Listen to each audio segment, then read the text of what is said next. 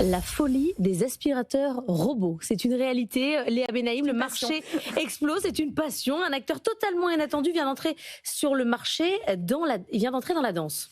Et oui, DJI a présenté cette semaine Romo. C'est sa toute première gamme de robots aspirateurs.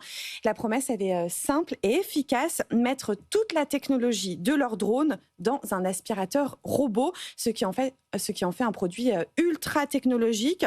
Concrètement, l'appareil est équipé d'un double capteur fisheye. En fait, c'est une caméra ultra grand angle. Ça sert à cartographier les pièces hyper rapidement, en fait, sans que le robot ait à tourner sur lui-même pendant plusieurs secondes.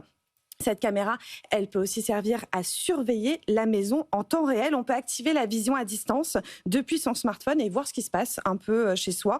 C'est un peu comme une mini caméra de surveillance intégrée dans un aspirateur robot.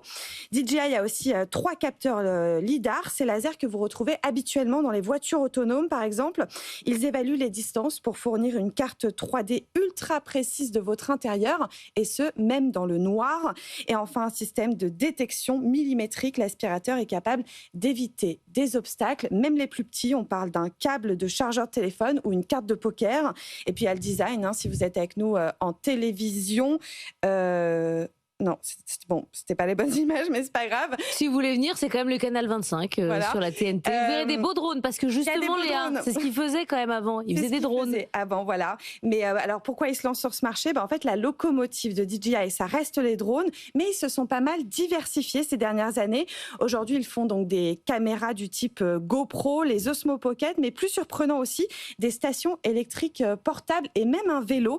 Et finalement, quand on regarde bien, les aspirateurs robots, c'est un marché presque évident pour eux. C'est un concentré de technologies qu'ils maîtrisent déjà. Les capteurs, le lidar, la navigation autonome, la gestion de la batterie, les caméras et même la détection d'obstacles.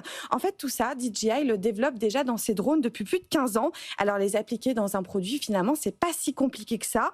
Romeo, c'est en quelque sorte un drone qui ne décollera jamais et en plus, bonus, qui nettoie votre intérieur. Et puis, DJI a clairement une ambition, devenir un acteur majeur de la robotique domestique, un marché qui explose. Il dépasse déjà les 10 milliards de dollars dans le monde, avec une croissance à 2 chiffres. C'est l'un des segments les plus dynamiques de la maison connectée. Un marché aussi très concurrentiel. Il y a beaucoup d'acteurs. On peut citer Roborock, iRobot. Mais il n'y a pas de leader écrasant sur le marché comme celui du smartphone. Donc DJI arrive avec un énorme capital technologique. Et en plus, c'était devenu compliqué sur les drones. Oui, surtout aux États-Unis. DJI est dans le viseur de Washington. Depuis 2 ans, ils sont accusés de représenter un risque pour la sécurité nationale et l'entreprise est soupçonnée d'espionnage pour le compte de Pékin. Résultat, le département américain de la Défense les a ajoutés à la liste des entreprises chinoises militaires, aussi appelée liste noire, même s'ils font des drones civils.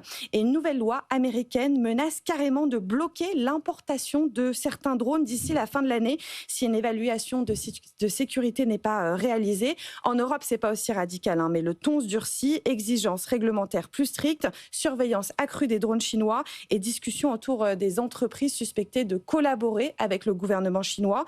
Rien n'interdit pour l'instant, mais un climat très tendu. Donc vous l'aurez compris, le drone, c'est un terrain géopolitique. L'aspirateur robot, c'est un peu plus calme. Donc DJI, pour l'instant, parce qu'après, quand il y aura l'espionnage, tout ça, tutti quanti, on en reparle. Oui, surtout avec les caméras.